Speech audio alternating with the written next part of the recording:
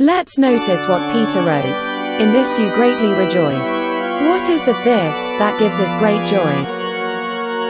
In context, it is salvation, the fact that we can be confident that God will give us an eternal inheritance. We have a wonderful future guaranteed for us.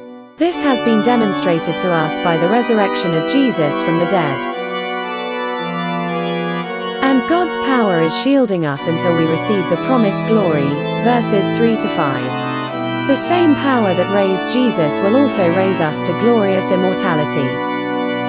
Peter speaks of joy again in verse 8. He acknowledges that we do not yet see our Savior. We do not yet have our promised inheritance.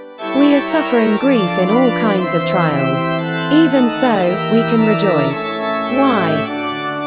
Because you are receiving the goal of your faith, the salvation of your souls, verse 9. We rejoice in the salvation we are already receiving through faith.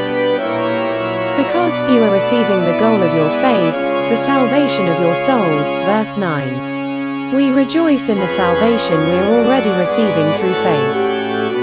It means that we respond emotionally to these things, such as with love because we understand He loves us, and with joy because we understand that He is giving us so much.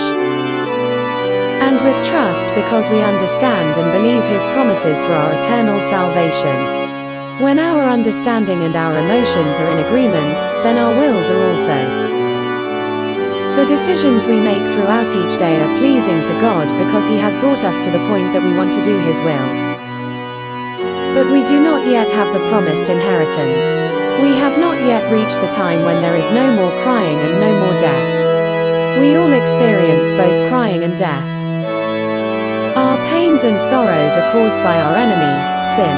We rejoice because we know that Jesus has conquered our enemy, and He promises that we share in His victory.